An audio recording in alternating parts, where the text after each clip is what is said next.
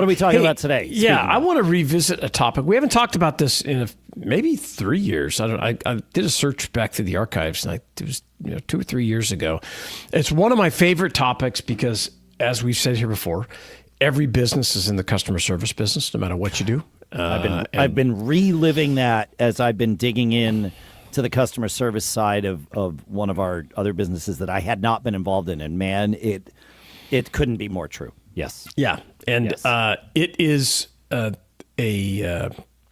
theory, a system, a strategy that we've talked about before. And it is the two tokens version of customer service.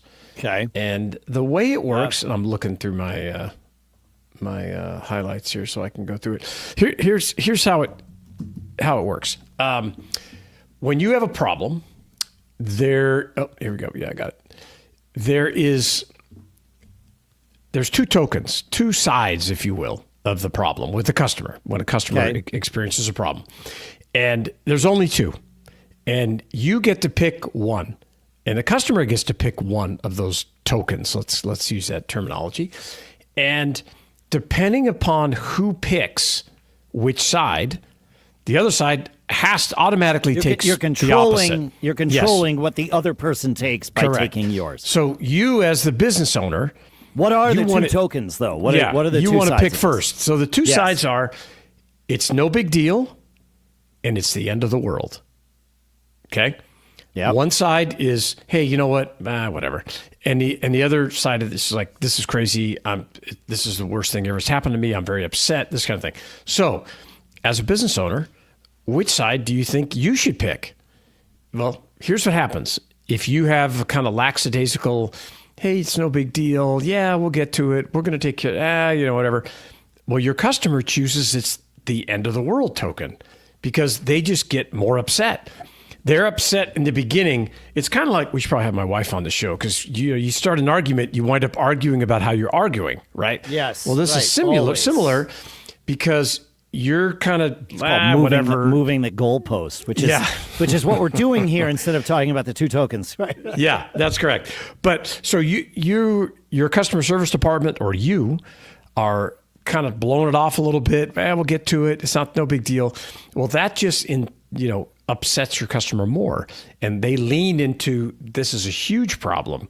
This is the end of the world token. And so they grab onto that, and you're just at odds right there. And it's very difficult to come back from that. So whoever winds up with, whether you grabbed it or it was forced upon you, but whoever winds up with it's the end of the world token is the one in control of the conversation in most cases. Yes, that's correct. Because there's some outliers here, but for most cases, there always are.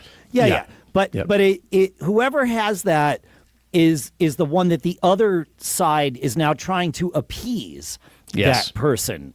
Again, in general, if you find yourself in the position where the other person has grabbed that token, you can try and level above them.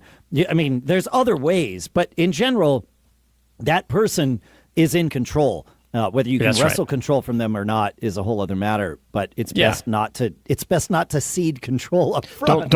You can head it off or cut, so it doesn't get that far. Mm-hmm. And the way you have to do it is you take the end of the world token, and you don't have to prostrate yourself or whatever the word, on the ground at the feet of your customer, but you have to show empathy and compassion, and you have to, you put them yourselves in their shoes. And what may seem like a small item because you're so busy in your company and you got thousands of customers and everybody's doing it, it's a big deal to them. So you want to make it a big deal to you first, and you want to talk like, hey, wow, I'm so glad you called. I know how important this is. I'll give you a great example. At Tech Restore, we were always at, as I was getting ready to sell that business, the primary revenue model was phones, right? Okay. We still did computers, but everybody brought their phones in. Well, stuff would happen, or their device, let's say, and we would have delays on parts. or there would be something else wrong that we didn't know about until we opened the thing up. And then you had to call the customer and say, I'm sorry, but you can't pick up your device today. Well, as you can imagine, that is very problematic. And so you can't just blow it off and say, hey, we're not going to have your device for you until tomorrow. What you have to do is call them up and say, hey, I'm so sorry. You don't even have to apologize. Just say, listen, I want to let you know something else came up and we had to order a part. It's going to be here tomorrow or whatever. Maybe it's 2 days. And I've got a loaner here to come ready for you to pick up if you need a device to use. And you have to portray to them that it is a big deal to you.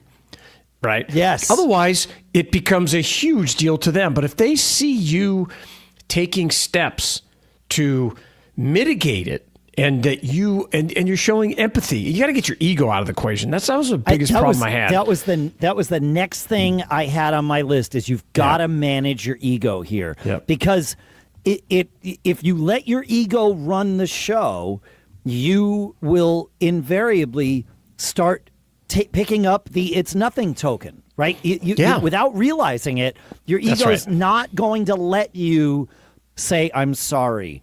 Yeah. I understand. Nothing to do with your ego. It has nothing to do with you. It has everything to do with your customer. That's right? it.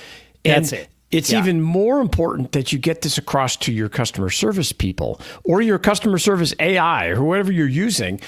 Train the AI. It has to show empathy. Start with empathy. Yes. Yeah.